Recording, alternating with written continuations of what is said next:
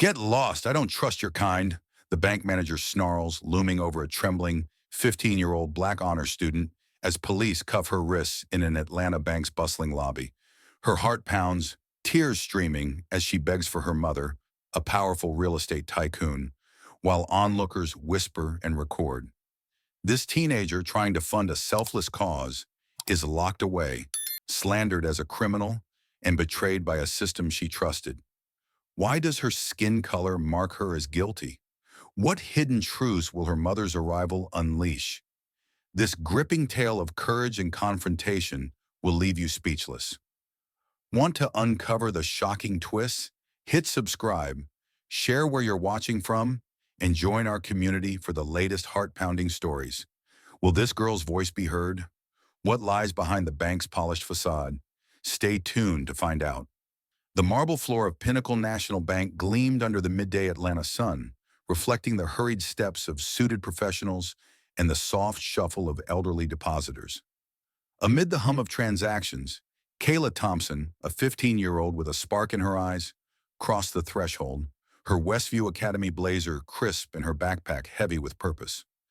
Her heart thrummed with anticipation, not just to withdraw $10,000 from her account, but to prove she could handle the responsibility her mother, Dr. Michelle Carter, had entrusted to her. Kayla's braids swayed as she approached the teller counter, clutching her state ID, bank card, and a printed transaction confirmation. The air felt charged, though she couldn't yet name why. Behind the counter, Linda Parker, a teller with a practiced smile, greeted her. "Good afternoon, dear. How can I assist you?" Her voice was warm, but her eyes flicked over Kayla's youthful face and dark skin, lingering on the school emblem stitched into her blazer. Kayla, undeterred, slid her documents forward. "Hi, I'd like to withdraw $10,000 in cash from my account, please." Her tone was polite, rehearsed, the product of weeks of planning this moment. Linda's smile faltered, her fingers pausing over the keyboard. $10,000? In cash? She leaned forward, her voice dropping to a skeptical murmur. "That's a lot of money for someone your age. Where'd you get it?" The question landed like a slap, but Kayla steadied herself, her mother's lessons in composure echoing in her mind. "My mom transferred it this morning," she replied, pushing the transaction confirmation across the counter. "Here's the receipt. Everything's in order." Linda barely glanced at the paper, her lips pursing as she scanned Kayla's ID. "This doesn't add up," she said, her tone sharpening. "I need more documentation. Where's your guardian? Kids don't just walk in with this kind of cash." Kayla's stomach twisted, confusion creeping in. She'd prepared for this, every detail checked and double-checked. "I have my ID and bank card," she insisted, her voice wavering slightly. "Can you please check the account? It's all there." The teller's eyes narrowed and she leaned back, crossing her arms. "I'm not convinced. Stay right there." She picked up the phone, her voice low but audible as she spoke to someone on the other end. "Yeah, we've got a situation. Young girl claims she's got 10 grand. Looks suspicious." Kayla's cheeks burned as nearby customers turned to stare, their whispers a soft buzz in the opulent lobby. She gripped the counter's edge, willing herself not to cry. Within moments, Richard Hayes, the branch manager, strode toward the counter, his polished shoes clicking with authority. A tall man in his 50s, his gray suit matched the coldness in his eyes as he assessed Kayla. "What's the problem here?" he demanded, glancing at Linda before fixing his gaze on the teenager. Kayla straightened, trying to summon the confidence she'd felt stepping off the bus earlier. "I'm just trying to withdraw money from my account, sir. I have all the documents you need." Hayes snatched the ID and transaction confirmation, skimming them with a sneer. "Westview Academy, huh?" he said, his voice dripping with sarcasm. "Sure you didn't borrow that uniform?" The words stung, but Kayla pressed on. "No, sir. I'm a student there. The money's mine. My mom transferred it. Please, just check the system." His laugh was sharp, humorless. "Girls like you don't have clean money," he said, loud enough for the entire lobby to hear. Kayla froze, the weight of his accusation crashing over her.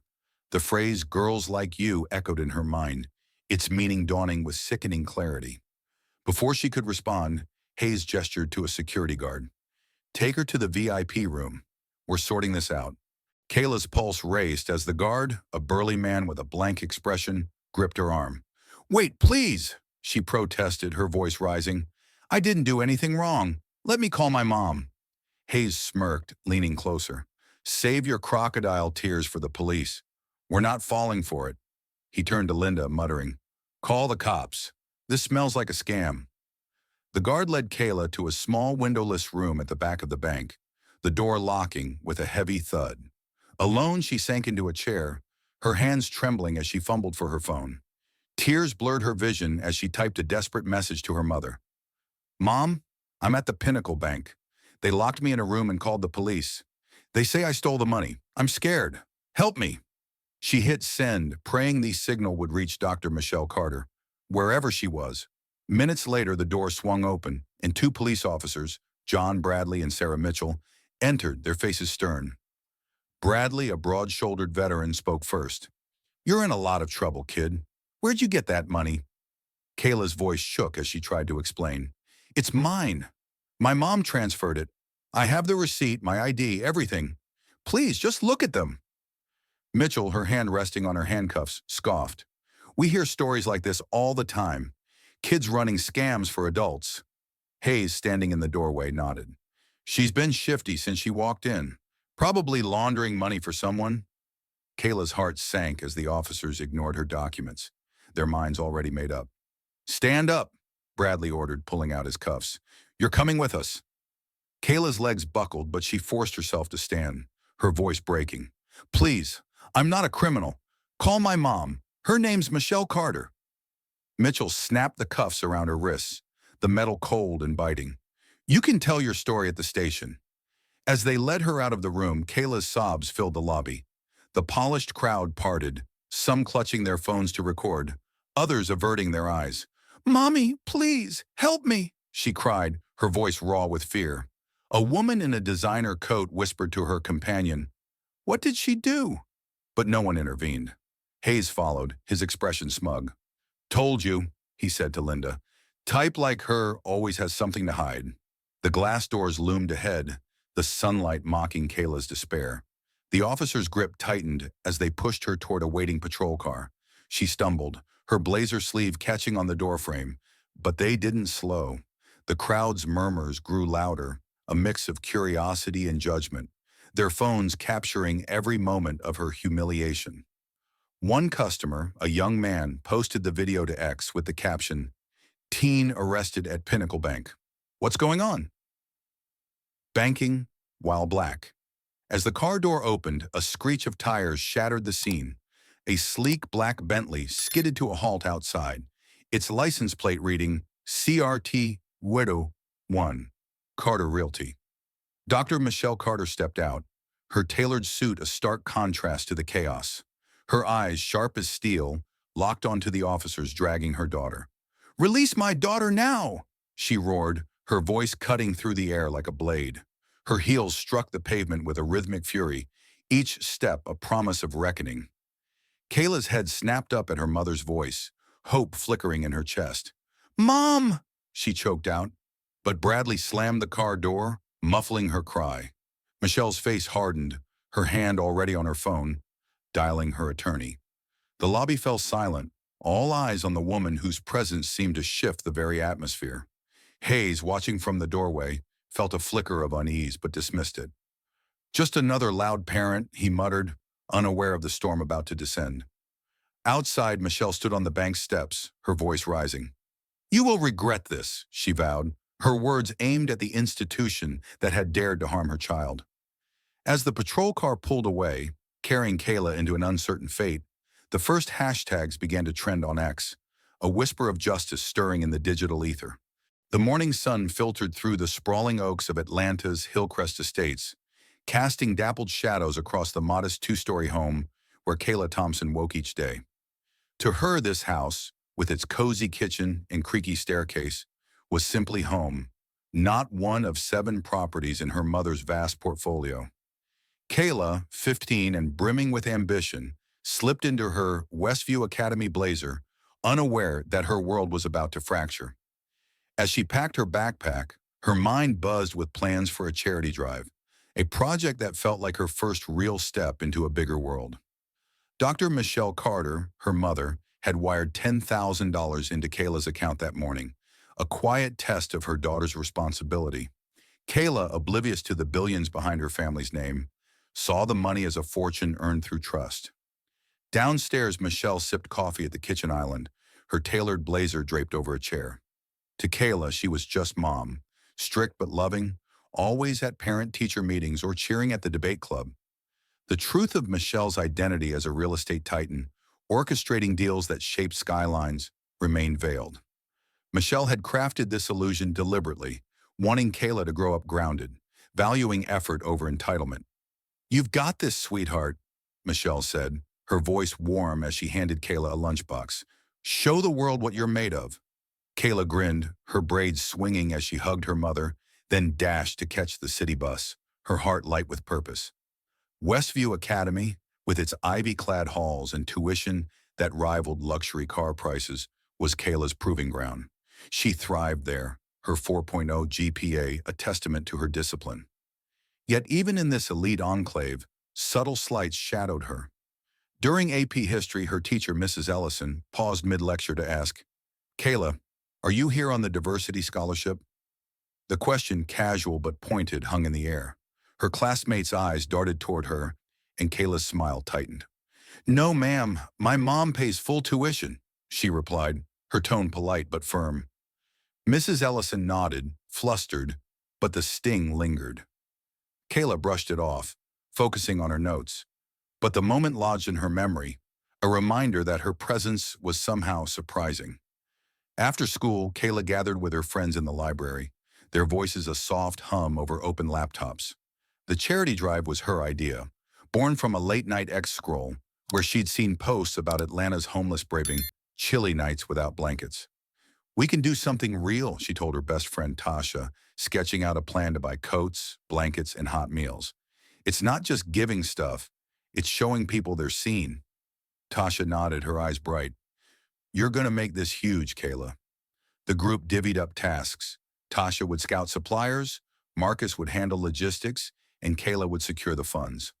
When Michelle approved the project, wiring the money with a proud smile, Kayla felt invincible.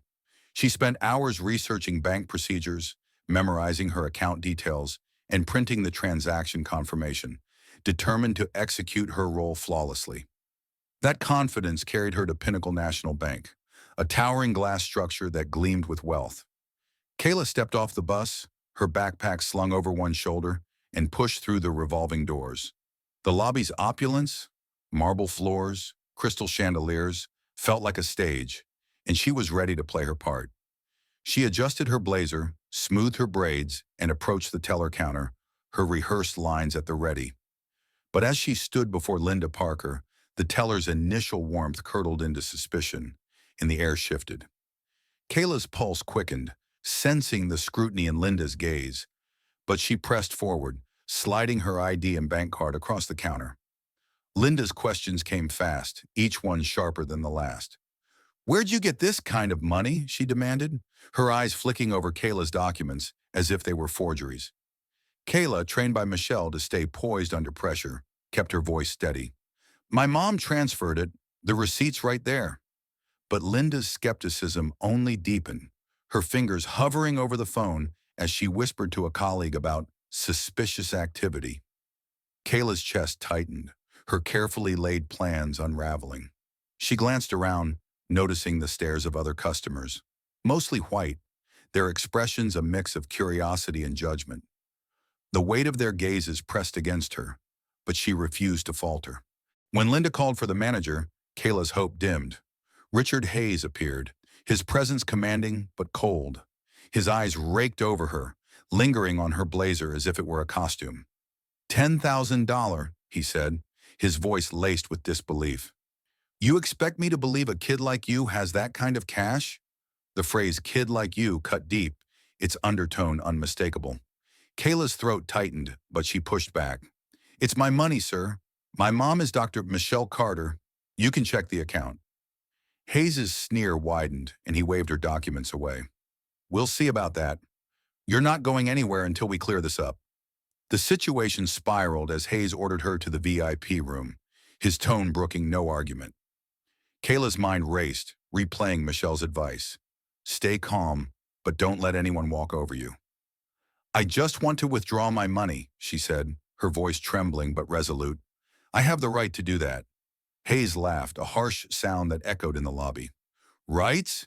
You're in my bank, sweetheart. You don't get to make demands. He nodded to a security guard who stepped closer, and Kayla's courage wavered. She clutched her backpack, the transaction confirmation crinkling in her hand, a lifeline she couldn't use. As the guard escorted her away, Kayla's thoughts turned to her mother. Michelle had always been her anchor, the one who could fix anything. But now, locked in a sterile room with no phone and no allies, Kayla felt the walls closing in. Her charity drive, her dreams of making a difference, seemed impossibly distant.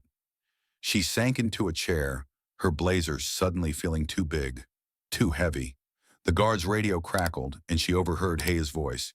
Call the police! She's hiding something! Panic surged, but Kayla forced herself to breathe, whispering, Mom will come. She always does. Across town, Michelle sat in her Carter Realty office, reviewing contracts that would reshape Atlanta's skyline. Her phone, set to silent, buzzed with Kayla's text. She glanced at the screen, and her world tilted. The words locked me in a room and called the police seared into her mind, igniting a fury she rarely unleashed. Michelle stood, her chair scraping against the hardwood floor, and grabbed her keys. James, she called to her driver, her voice ablade. Pinnacle Bank, now. As the Bentley roared to life, Michelle's thoughts were singular. Her daughter, her heart, was in danger, and nothing would stop her from tearing that bank apart to get her back.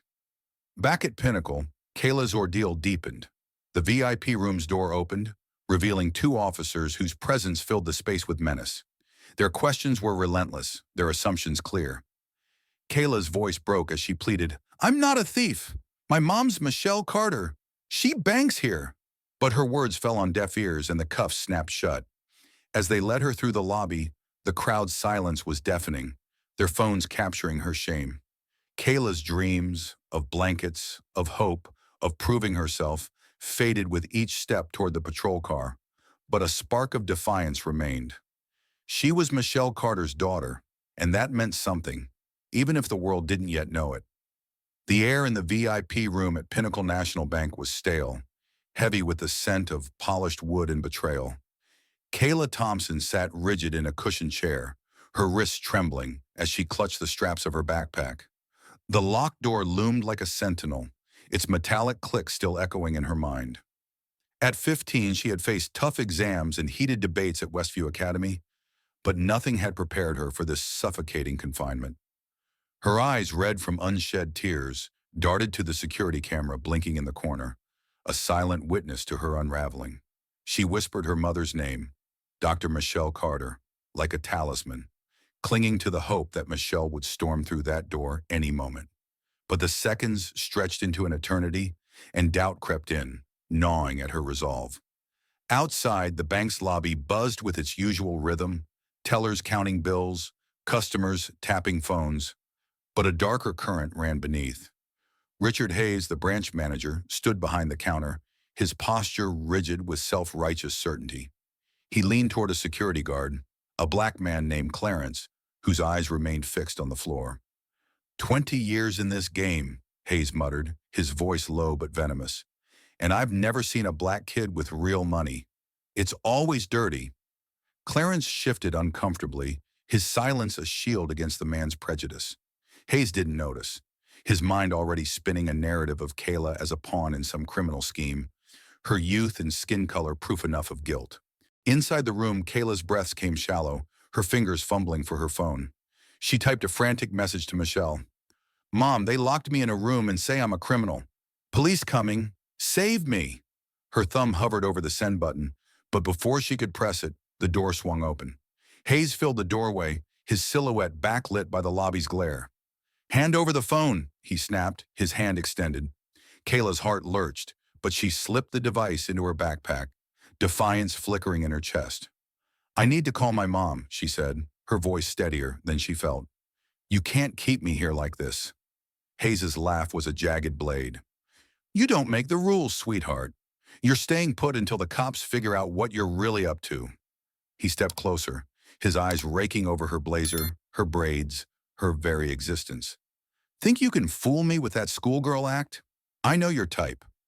The words landed like blows, each one laced with a hatred Kayla had never faced so openly. She shrank back, her courage wavering, but clung to the truth. My mom's Dr. Michelle Carter. She banks here. Just check the account, please. His smirk widened, as if her plea was a confession. Nice try. If your mom's such a big shot, why is she sending a kid to do her dirty work? He turned to Clarence, who lingered by the door. Lock it again. No one in or out until the police get here? Clarence hesitated, his jaw tightening, but obeyed, the key turning with a finality that made Kayla's stomach drop. Alone again, she sank to the floor, her backpack a meager shield against the world. Tears spilled over, but she wiped them fiercely, whispering, Mom's coming. She has to. In the lobby, Hayes dialed 911 with theatrical flair, his voice loud enough to draw glances from customers. Yes, I've got a juvenile involved in a potential money laundering scheme, he said, relishing the role of vigilant gatekeeper. She's got no credible explanation for 10 grand in cash. Send officers now. He hung up, turning to Linda Parker, the teller who'd first flagged Kayla. Told you she was trouble, he said, his tone smug. Linda nodded, but her eyes flickered with unease, sensing the line they'd crossed. A customer nearby, an older white woman, frowned, muttering, She's just a girl, but her words dissolved into the lobby's hum, unheard by those in power. Minutes later, the screech of sirens pierced the air. Officers John Bradley and Sarah Mitchell strode through the glass doors, their badges glinting under the chandeliers. Hayes greeted them with a nod, ushering them toward the VIP room. This girl's been dodgy from the start, he said, his voice dripping with conviction. Claims the money's hers, but it's a front. Probably working for some adult running a scam. Bradley, his face weathered by years on the force, grunted. We see this all the time. Kids get roped into carrying dirty cash. Kayla, hearing footsteps, scrambled to her feet, clutching her documents.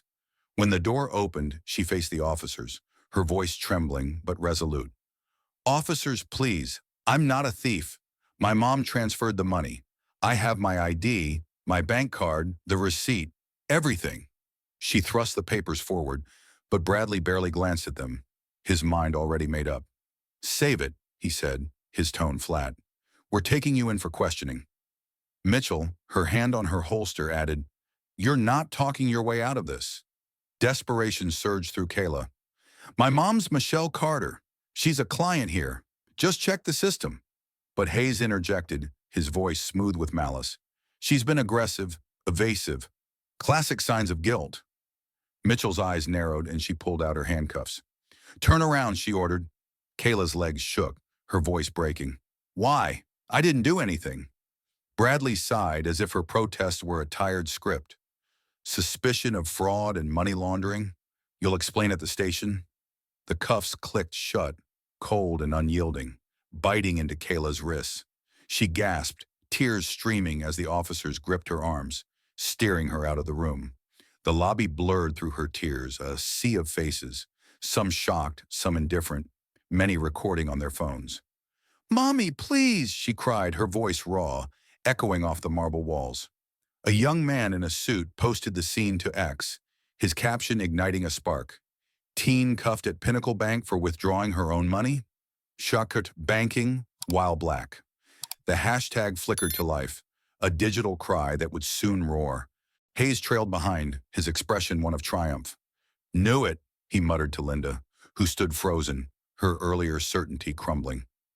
Clarence, unlocking the door, avoided Kayla's gaze, his silence a weight he'd carry long after. Customers whispered, their videos spreading like wildfire, but none stepped forward to challenge the officers.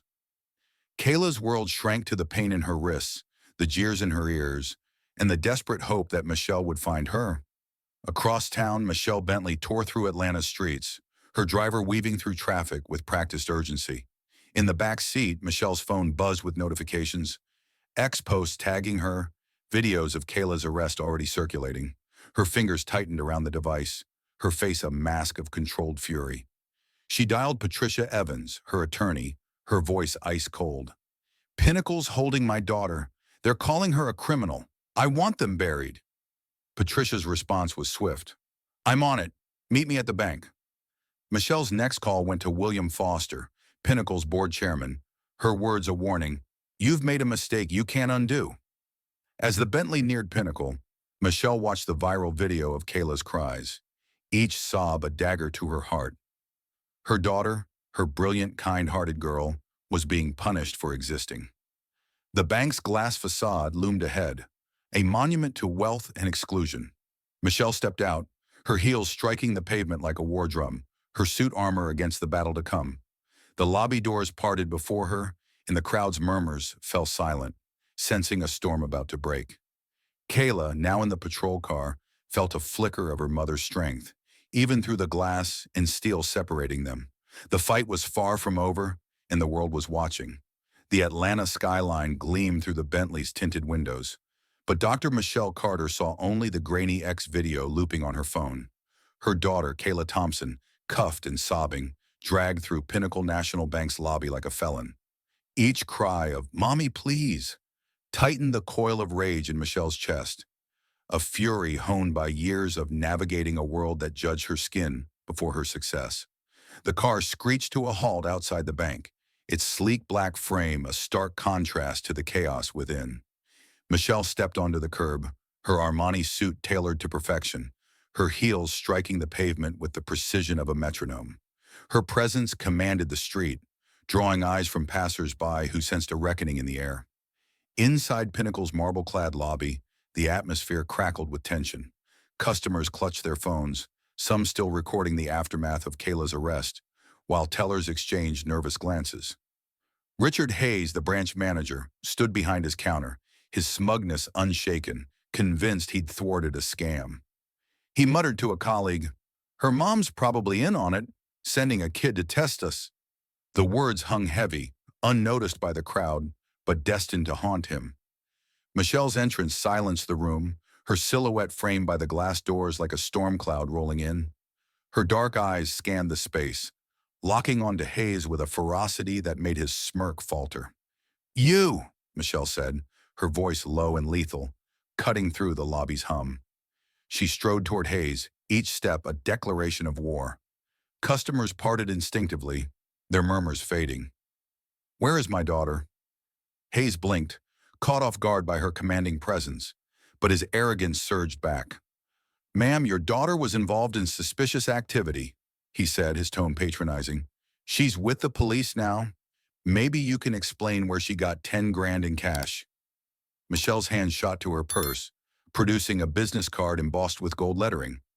Dr. Michelle Carter, CEO, Carter Realty. She placed it on the counter with deliberate calm, the act as precise as a chess master's checkmate. "I'm Michelle Carter," she said, her voice steady but searing. "My family owns 40% of this bank. Kayla's money came from me, transferred this morning. You locked her in a room, slandered her, and called the police without a shred of evidence. You've made a grave mistake." Hayes's eyes flicked to the card, his confidence wavering. The name Carter rang with weight in banking circles, but he clung to denial. "That's impossible," he stammered. "She's just a kid. The girl's name is Thompson, not Carter." Michelle's smile was glacial, her gaze unflinching. "Thompson is her father's name. Carter is mine. And you just arrested the heir to a dynasty that funds your paycheck." The lobby's air grew thick, customers exchanging wide-eyed glances as the gravity of Hayes's error dawned. Undeterred, Michelle pulled out her phone, her fingers swift as she opened X and began live streaming. "Pinnacle National Bank just handcuffed my 15-year-old daughter for withdrawing her own money," she declared, her voice resonating with controlled fury. "This is what it means to bank while black. Share this. Let the world see." The post surged online, racking up thousands of views within minutes. The hashtag #SureBankingWhileBlack igniting like wildfire.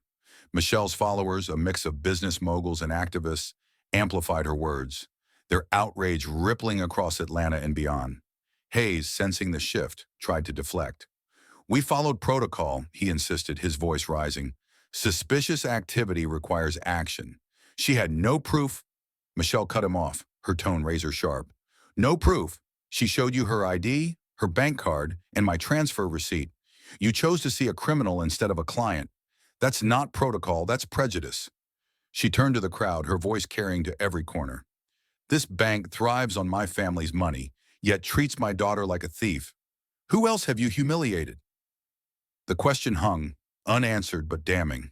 A teller in the back shifted uneasily, recalling times Hayes had scrutinized black customers more harshly, demanding extra documentation while waving through white clients. No one spoke, but the tension was palpable, a collective guilt settling over the staff. Michelle's phone buzzed with notifications, ex-users tagging her, some decrying the bank's actions, others defending Hayes's vigilance. She ignored them, dialing Patricia Evans, her attorney, whose reputation for dismantling corporations was legendary. Patricia, Michelle said, her voice steel. Pinnacle detained Kayla, accused her of laundering. I want their leadership gutted. As Patricia mobilized her team, Michelle placed another call, this one to William Foster, Pinnacle's board chairman. Her words were clipped, each syllable a warning. William, your manager arrested my daughter without cause. Fix this, or Carter Realty pulls every cent from your institution. Foster's voice crackled with panic. Michelle, I'm on my way. We'll resolve this immediately. But Michelle's trust in empty promises had long since eroded. She hung up, her focus returning to Hayes, who now stood pale, the weight of her words sinking in. Outside, the patrol car carrying Kayla vanished into Atlanta's traffic, its siren a fading wail. Michelle's heart clenched, but she channeled her anguish into action. She faced Hayes again, her voice rising for the first time. You didn't just harm my daughter. You attacked every black client who's walked through these doors. Your protocol is a license to discriminate, and I'm ending it. Hayes opened his mouth to protest, but no words came. The crowd's phones captured every moment, their live streams spreading Michelle's defiance to millions. Flashbacks wove through Michelle's mind, not of Kayla's childhood, but of her battles. Decades ago, as a young entrepreneur, she'd faced sneers from white investors who dismissed her as out of her depth. One, a smug banker, had told her, our clients don't trust people like you with big deals. Michelle had responded by buying his firm, turning his condescension into a footnote in her empire's rise. Those victories fueled her now, sharpening her resolve to protect Kayla from the same venom. She was no longer the girl who swallowed slights. She was a force, and Pinnacle would feel her wrath. Michelle's livestream gained traction, X erupting with hashtags, Chuchi, leather withdraw, Dutcher justice for Kayla. A local activist posted, this is why we don't trust banks. They see black and think threat. Another user, less sympathetic, wrote, rules are rules. She looked suspicious. The divide mirrored America's fault lines, but Michelle cared only for her daughter. She stepped toward the bank's entrance, addressing the growing crowd outside. Passers-by, reporters, and protesters drawn by the viral posts. This isn't just about Kayla, she said, her voice amplified by a bystander's megaphone. It's about every black child judged before they speak. We're done being silent. Inside, Hayes retreated behind his counter, his bravado crumbling. He whispered to Linda, she can't be that Carter, can she? Linda, her earlier zeal gone, shook her head, fear creeping into her eyes. The lobby's opulence, its chandeliers, its polished floors, felt hollow, a facade masking the rot Michelle was exposing. Her phone rang. Patricia's voice was crisp. I'm drafting the lawsuit, defamation, false imprisonment, racial discrimination. We'll have Kayla out within the hour. Michelle nodded, her gaze fixed on the horizon where the patrol car had disappeared. Make it fast, she said, and make them pay. As Michelle stood on the bank steps, her silhouette framed against the Atlanta skyline, the first waves of change rippled outward. Protesters chanted Kayla's name, their signs reading, Stop Banking Racism. Posts surged, some with leaked security footage showing Hayes' hostility from the moment Kayla approached the counter. Michelle's resolve hardened, her love for Kayla a fire that would burn through any obstacle. The bank's glass doors reflected her unyielding stare. a promise that this was only the beginning. Kayla, somewhere in a cold detention cell, was counting on her, and Michelle Carter never failed her daughter. The Atlanta dusk cast long shadows across Pinnacle National Bank's glass facade, its polished surface reflecting the growing crowd outside. Protesters with signs, reporters with microphones, and onlookers drawn by the digital inferno blazing on X. Dr. Michelle Carter stood on the bank's steps, her silhouette a beacon of defiance, her Armani suit unrumpled despite the day's chaos. Her livestream, accusing Pinnacle of racially targeting her daughter, Kayla Thompson, had exploded, amassing millions of views in hours. The hashtag #BankingWhileBlack trended nationwide, a rallying cry that echoed from Atlanta's streets to the feeds of activists and influencers. Michelle's eyes, sharp and unyielding, scanned the horizon where the patrol car had taken Kayla, her heart a drumbeat of resolve. This was no longer just a mother's fight. It was a movement. Inside the bank, the lobby's opulence felt hollow, its chandeliers dimmed by the weight of scrutiny. Richard Hayes, the branch manager, hovered behind his counter, his earlier swagger replaced by a sheen of sweat. He refreshed X on his phone, wincing as new posts flooded in, each one dissecting his actions. A leaked security video, shared by an anonymous employee, showed him sneering at Kayla's documents, his voice dripping with contempt. "How did this get out?" he hissed to Linda Parker, who stood pale, her fingers twisting a pen. "It's over, Richard," she whispered, her voice barely audible. "They're tearing us apart online." The internet was merciless. A post from a local pastor read, "Pinnacle cuffed a black teen for being a client. This is our reality. Their leather withdrawal." Another from a conservative blogger countered, "Banks have to follow rules. She looked like a risk. Best protocol matters." The divide fueled heated debates, with ex-users sharing stories of their banking humiliations, extra ID demands, suspicious glares, outright refusals. One user, a black business owner, wrote, "I've been asked to prove my deposits at Pinnacle for years. Kayla's story is mine." The hashtag #BankingWhileBlack became a digital confessional, exposing wounds long ignored. Michelle, undeterred by the online storm, coordinated with her attorney, Patricia Evans, whose voice crackled through her earpiece. "I've got the police chief on the line," Patricia said. "Kayla's release is in motion. We're building the case. Defamation, false imprisonment, discrimination. Pinnacle won't walk away clean." Michelle nodded, her gaze fixed on the protesters, their chants of "Justice for Kayla" rising like a tide. She stepped forward, addressing them through a megaphone handed by a young activist. "My daughter is no criminal," she declared, her voice resonant. "Pinnacle saw her skin and decided on her guilt. We're here to demand accountability. For Kayla, for all of us." The crowd roared, their signs bobbing. "Stop banking racism. Free Kayla now." Reporters from local and national outlets jostled for position, their cameras capturing Michelle's unyielding presence. A journalist from the Atlanta Journal-Constitution, a white man with a notepad, pushed through. "Dr. Carter, some say the bank was just protecting its assets. Was Kayla's behavior suspicious?" Michelle's eyes narrowed, her response icy. "Suspicious?" She presented valid ID, a bank card, and a transfer receipt. The only thing suspicious was Pinnacle's refusal to see her as a client. That's called racism, not security. Her words, broadcast live by news crews, ricocheted across X, amplifying the outrage. Investigative reporters, spurred by the viral footage, dug into Pinnacle's records.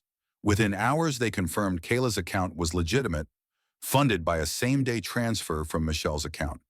Every detail meticulously documented. A bombshell report revealed that Pinnacle's systems had flagged no issues with the transaction, exposing Hayes' accusations as baseless. The news spread like wildfire, with outlets like CNN and the New York Times running headlines. "Teen handcuffed for legal withdrawal. Pinnacle Bank faces racism allegations." Protesters outside swelled, their chants drowning out the city's hum. Pinnacle's board, reeling from the public relations disaster, convened an emergency meeting via video call. William Foster, the chairman, paced his office, his phone buzzing with alerts. Atlanta's black elite, entrepreneurs, entertainers, and philanthropists issued ultimatums, threatening to withdraw over $200 million in deposits. "We can't survive this," Foster told his colleagues, his voice strained. "Carter Realty's stake alone could tank us." The board's decision was swift.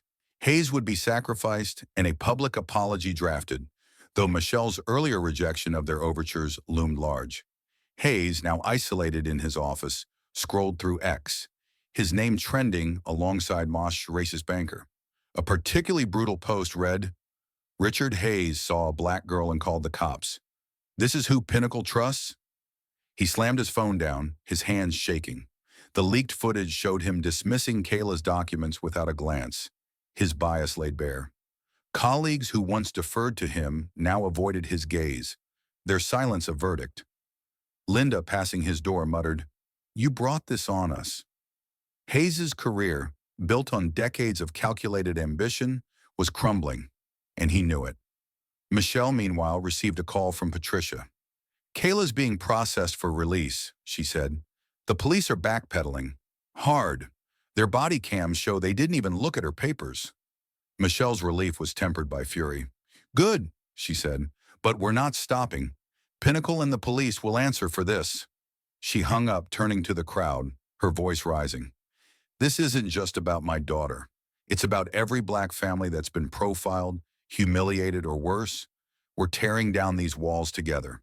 The protesters cheered, their unity a force that shook the bank's foundations. Online, the narrative shifted decisively. A viral thread by a black professor detailed Pinnacle's history of discriminatory practices, higher fees for black clients, stricter loan requirements, and subtle but systemic. "Kayla Thompson is the spark," she wrote, "but the fire's been burning for decades." Celebrities joined the fray, with a prominent rapper posting, "Pinnacle, you messed with the wrong family. Just your banking while black." The hashtag trended globally, drawing international attention to Atlanta's struggle. Michelle's phone buzzed with a message from a community organizer. "Protest at Pinnacle HQ tomorrow. We're with you." She forwarded it to Patricia, who was drafting a press conference plan. "We'll hold it outside their headquarters," Michelle said, her voice resolute.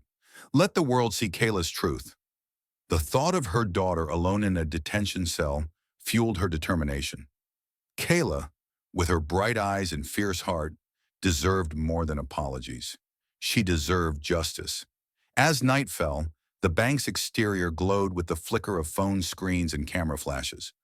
Protesters lit candles, their vigil a silent promise to Kayla.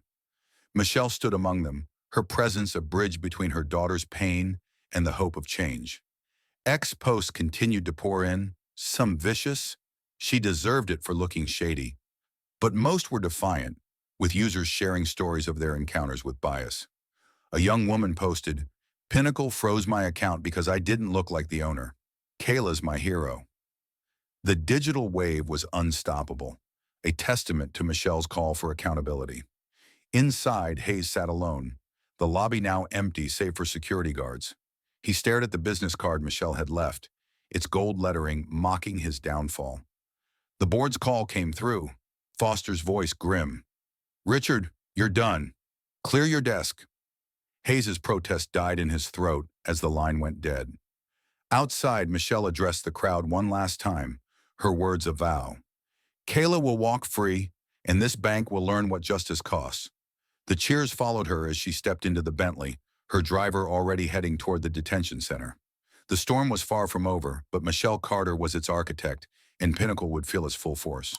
The Atlanta morning broke with a haze of heat, the city's pulse quickening as news vans clogged the streets outside Pinnacle National Bank's headquarters. Dr. Michelle Carter stood at a makeshift podium, her silhouette framed against a backdrop of protesters, their signs a mosaic of fury. "Justice for Kayla. End banking racism." The air thrummed with anticipation, cameras from every major network trained on Michelle as she prepared to deliver a reckoning.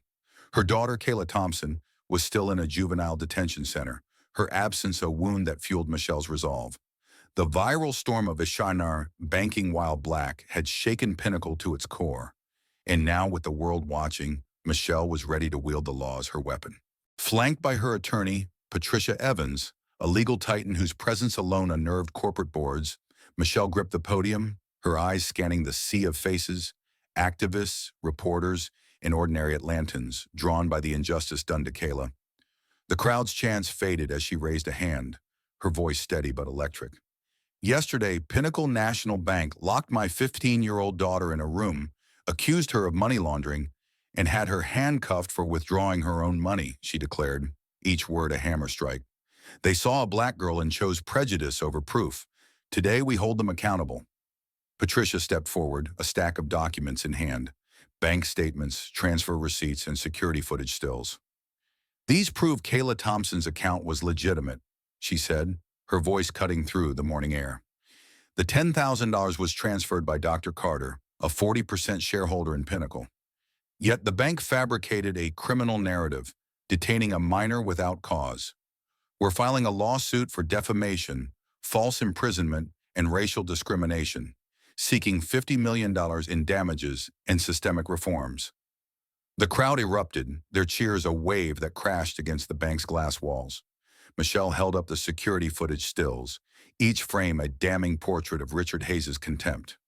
This man, she said, pointing to Hayes' sneering face, refused to verify Kayla's documents. He called the police, claiming she was a criminal because her skin didn't match his idea of wealth. This isn't just negligence. It's a deliberate attack on our dignity. The crowd's roar grew louder, phones flashing as they live-streamed her words.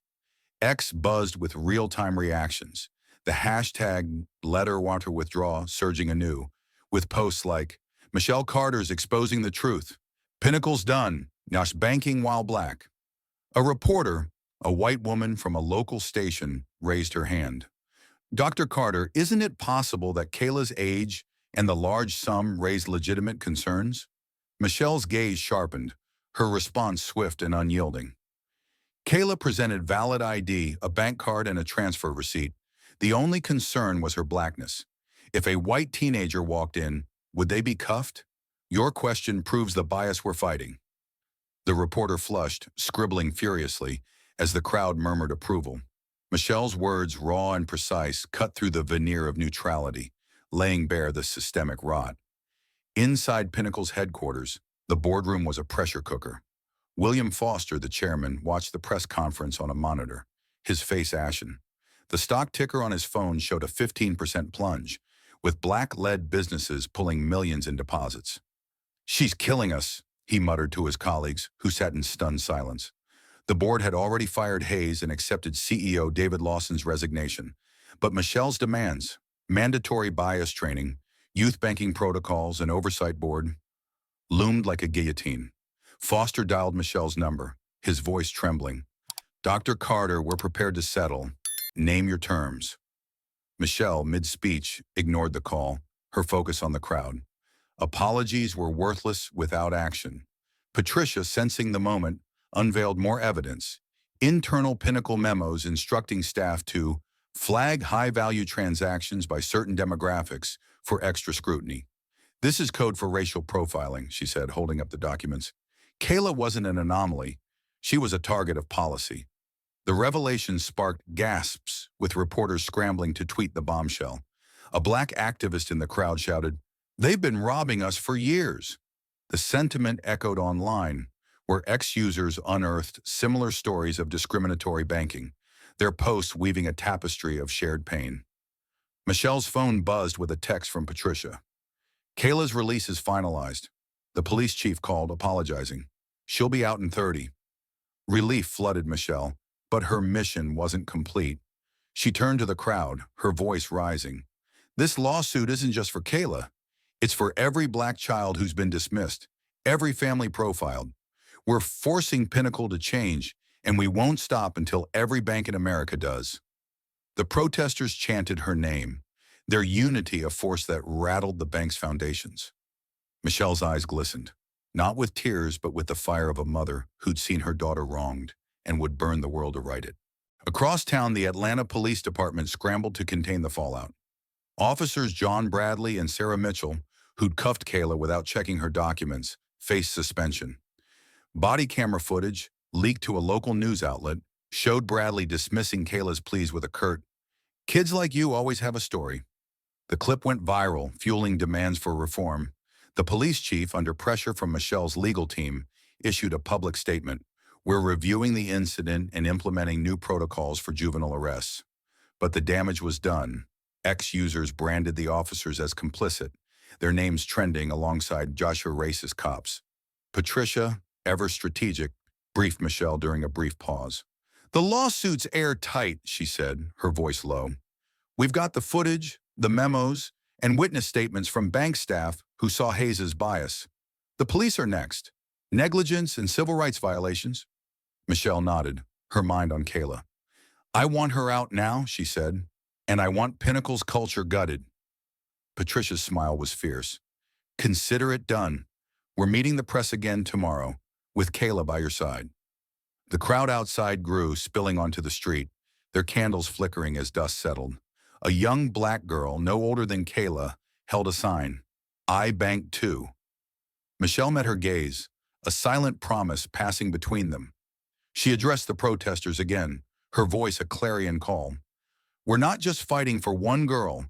We're fighting for a future where no child fears a bank's doors. Join us. Share your stories.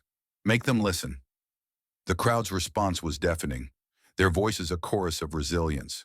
Online, the narrative solidified. A Black journalist thread went viral, detailing how Pinnacle's practices mirrored historical redlining, denying Black families wealth-building opportunities. "Kayla Thompson's arrest is a symptom," she wrote, "of a system designed to exclude." The thread garnered millions of likes, with celebrities amplifying the call for boycotts. A prominent actor posted, "Pull your money from Pinnacle, support Black-owned banks. Got banking while Black." The economic threat loomed large, with Foster receiving frantic calls from investors. Michelle, sensing the tide turning, prepared to leave for the detention center. Her driver, James, idled the Bentley nearby, but she lingered, shaking hands with protesters, their gratitude humbling her. A grandmother pressed a rosary into her palm, whispering, "For Kayla?" Michelle clutched it, her resolve deepening. As she stepped into the car, her phone lit up with a video call from Patricia, who was already at the detention center. "She's coming out," Patricia said, her voice triumphant. "Get here fast." The Bentley sped through Atlanta's streets, the city's lights blurring past. Michelle's thoughts were with Kayla, her brave, brilliant daughter, who'd faced a nightmare but would soon be free. The press conference had set the stage, the lawsuit a sword, but seeing Kayla's face would be her true victory. As the detention center's stark walls came into view, Michelle stepped out, her heels clicking with purpose. She spotted Kayla emerging, her blazer wrinkled but her eyes fierce. They ran to each other, their embrace a silent vow. "I'm here, baby," Michelle whispered, her voice breaking, "and we're not done fighting." The Atlanta night wrapped Kayla Thompson and Dr. Michelle Carter in a quiet embrace as they stepped out of the juvenile detention center. The city's skyline, a distant shimmer against their shared relief. Kayla's wrists, still raw from the handcuffs, trembled as she clung to her mother, her Westview Academy blazer creased but her spirit unbroken. Michelle's arms, steady and fierce, held her daughter close, her whispered promise. "We're going to make this right." A vow etched in the air. The detention center's stark lights faded behind them as they slid into the Bentley. The engine's hum a soft counterpoint to the storm still raging on X. Kayla's ordeal at Pinnacle National Bank had sparked a movement, but for her the world felt fragile, its edges sharp with new truths. In the car, Kayla stared out the window, streetlights casting fleeting shadows across her face. The city she'd once navigated with ease, bus rides to school, library meetups with friends, now seemed alien, laced with a hostility she hadn't seen before. "Mom," she said, her voice a whisper, "why did they hate me? I had everything they asked for." Michelle, her hands tight on the rosary a protester had given her, pulled over, the Bentley idling under a canopy of oaks. She turned to Kayla, her eyes soft but resolute. "Baby, it wasn't about you. It was about their fear. They saw your skin and wrote a story that fit their biases. That's racism, and it's a fight we're in together." Kayla's brow furrowed, her mind grappling with the weight of it. But we're not poor. We live in a nice house. I go to Westview. Doesn't that matter?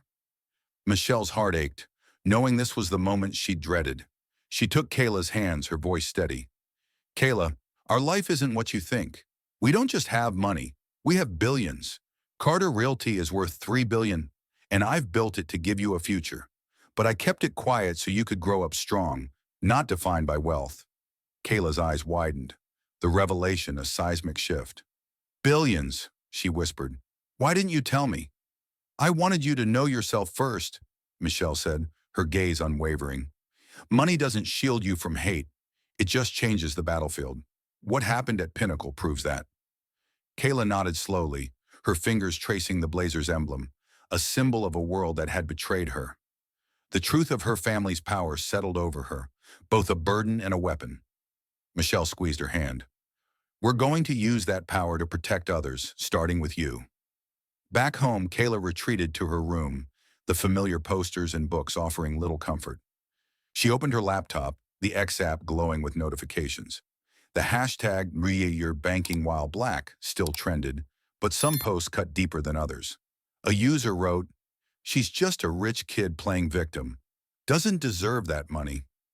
Kayla's chest tightened, tears welling as she scrolled. Another post, from a black teen, offered solace. Kayla, you're why I'm speaking up. They did this to me too. The words sparked something in her, a flicker of purpose amid the pain. She closed the laptop, whispering, I'm not letting them win. Michelle downstairs conferenced with Patricia Evans, their voices low but urgent. The lawsuit's moving fast, Patricia said. Pinnacle's offering a settlement, but we're pushing for reforms. Bias training, youth protocols, an oversight board. Michelle's response was firm. No shortcuts. They humiliated Kayla. We're rewriting their entire system. Patricia's smile was audible. That's why I love working with you. We'll have Kayla speak at the next press conference. Her voice will seal this. Michelle agreed, her thoughts on her daughter's resilience, a strength she'd always known but now saw blazing. Kayla's healing was slow, marked by quiet moments and fierce awakenings. At school, whispers followed her classmates who'd seen the viral videos, some offering shy support, others casting curious glances. In English class, a discussion on justice prompted her to speak. Fairness isn't real if you're judged before you open your mouth, she said, her voice steady. Her teacher, Mrs. Ellison, nodded, chastened by her earlier scholarship comment. Kayla's classmates listened, their silence a shift from curiosity to respect. She felt a spark of agency, a sense that her story could change minds. Inspired, Kayla proposed a new mission to Michelle, a foundation to empower youth against banking discrimination. Over dinner, they sketched out the Carter Financial Equity Foundation, a beacon for education and advocacy. We'll teach kids their rights, Kayla said, her eyes bright. No one should feel like I did. Michelle's pride was palpable. You're leading this, Kayla. I'll fund it, but it's your vision. The foundation took shape swiftly, with Patricia securing nonprofit status and community leaders pledging support. Kayla, once a dreamer of small acts, now saw a legacy unfolding. The foundation's first act was completing Kayla's original plan, a charity drive for Atlanta's homeless. With $10,000 from her account, finally untouched by Pinnacle's bias, she organized a community event at a downtown park. Volunteers, including her friends Tasha and Marcus, stacked tables with blankets, coats, and steaming trays of food. Kayla moved among them, her blazer swapped for a hoodie, her smile tentative but growing. She handed a blanket to an older man, his gratitude warming her. You're doing good, kid, he said, and Kayla's heart swelled. News crews captured the scene, their headlines shifting from scandal to hope. Teens charity drive defies banking ordeal. X buzzed with praise. The hashtag Kayla Gives Back, trending alongside banking while black. A post from a local organizer read, Kayla Thompson turned pain into purpose. This is black excellence. But not all were kind. A troll commented, she's just buying sympathy with mommy's money. Kayla read it, her jaw tightening, but Michelle's voice echoed, don't let them silence you. She posted her message.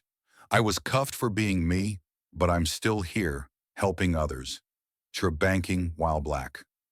The likes poured in, thousands affirming her courage. Michelle, meanwhile, finalized the legal push. Pinnacle's settlement talks intensified, their lawyers offering $20 million in reforms. Michelle countered, demanding $50 million and a public audit of their practices. They don't dictate terms, she told Patricia. We do. The lawsuit's scope expanded, targeting the Atlanta Police Department for negligence, with officers Bradley and Mitchell's suspensions now permanent pending review. Michelle signed the latest filings, her pen a sword carving justice for Kayla and beyond. Kayla's transformation culminated at the event's close, where she addressed the volunteers. This isn't just about blankets, she said, her voice carrying over the park. It's about showing we're stronger than their hate. The crowd applauded, their cheers a balm for her wounds. Michelle watched, her eyes glistening, seeing not just her daughter, but a leader emerging. Later, in the quiet of their home, Kayla stood before her mirror, her reflection no longer a scared girl, but a force. I'm stronger than they think, she said, her voice firm, the blazer now a symbol of her fight. The foundation's launch was set, with Kayla as its youth ambassador, ready to speak at schools and rallies. Michelle, her partner in this crusade, prepared for the next press conference, where Kayla would stand beside her, her story a clarion call.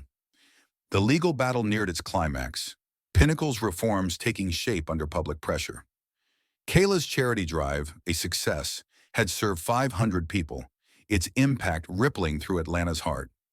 As mother and daughter planned their next steps, the city watched, its pulse sink to their unyielding spirit, a testament to what love and justice could build from pain. The Atlanta sun blazed over Pinnacle National Bank's marble lobby, its grandeur now a backdrop for a reckoning. Dr. Michelle Carter stood at its center, her presence commanding silence from the assembled staff. Tellers, managers, and security guards. Their faces a mix of apprehension and awe. A week had passed since Richard Hayes' firing, his office stripped bare, his name a cautionary tale whispered across the banking world. Michelle, in a tailored Navy suit, faced the employees, her voice resonant with the weight of her family's legacy. Kayla Thompson, her 15-year-old daughter, stood nearby, her Westview Academy blazer replaced by a simple white blouse, her eyes fierce with newfound purpose. The air crackled with anticipation, the crowd knowing their futures hung on Michelle's words. My great-grandfather started with nothing but a dream that banks should serve everyone, Michelle began, her gaze sweeping the room.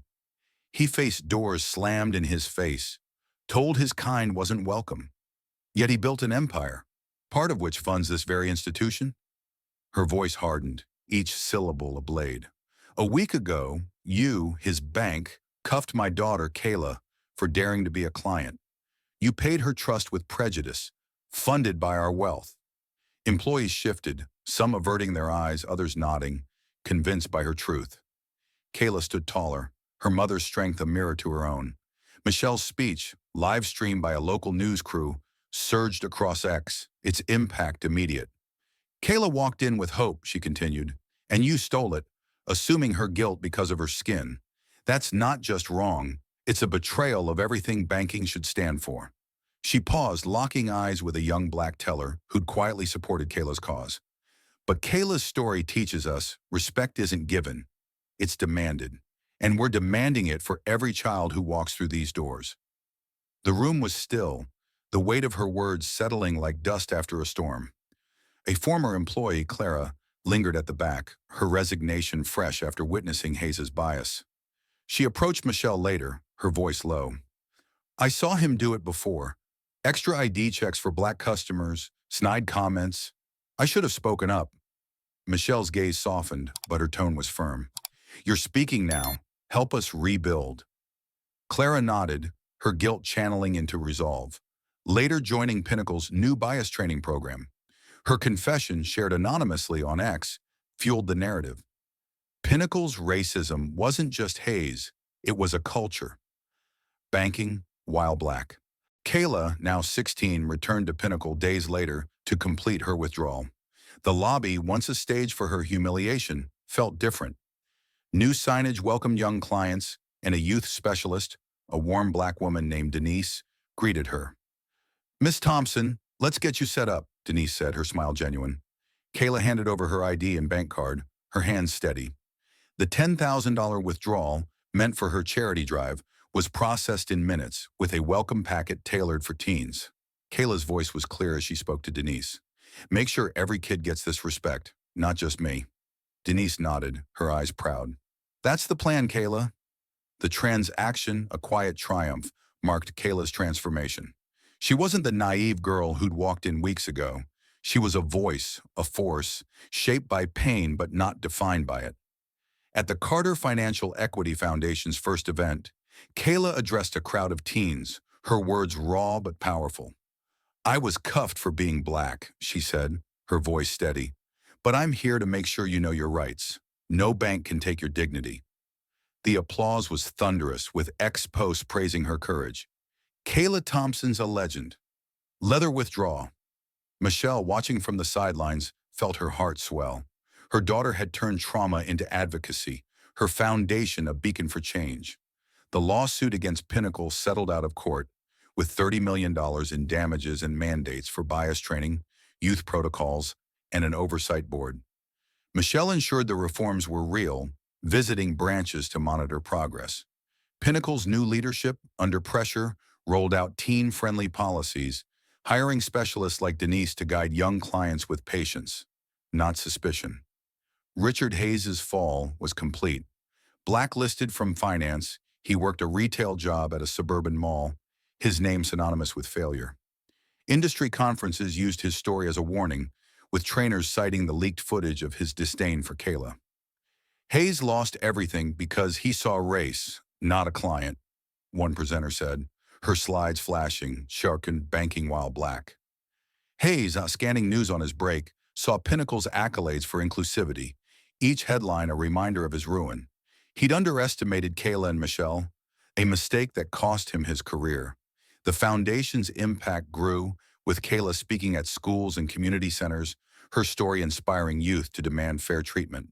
At one event, she handed a blanket to a homeless woman, her smile bright as she said, "This is for you, from all of us." The moment, captured by a news crew, went viral, with ex-users calling her Atlanta's hero. Michelle, beside her, addressed the crowd, her voice a clarion call. We built wealth despite hate, and we'll use it to protect those without it. Kayla's shown us how. The video, shared millions of times, became a rallying cry for economic justice. Back home, Kayla and Michelle sat in their kitchen, planning the foundation's next steps. Workshops, legal hotlines, scholarships.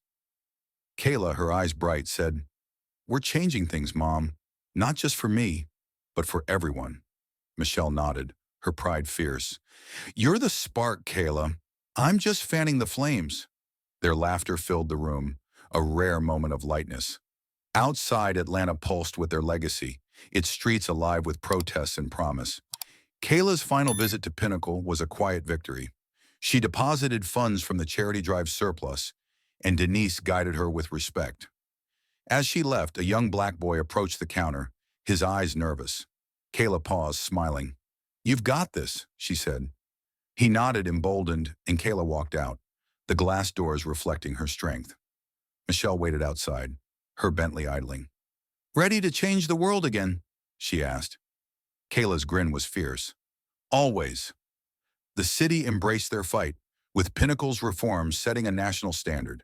The foundation funded programs in 10 states, its hotline fielding calls from teens facing banking bias. Kayla's story, taught in diversity workshops, became a case study in resilience. Michelle's speech, replayed online, ended with a vow. "We're watching, and we're not silent." As mother and daughter drove home, Atlanta's skyline glowed, a testament to their unyielding spirit, a legacy of justice, built on love and defiance. Thank you for joining us on this powerful journey with Kayla and Michelle as they fought for justice against prejudice. Their story reminds us that courage can spark change, no matter the odds. What did you feel hearing about Kayla's ordeal and triumph? Share your thoughts in the comments and tell us where you're tuning in from. Your voice matters. If this tale moved you, hit subscribe to catch our latest stories of resilience and hope. Until next time, keep standing up and speaking out. See you soon.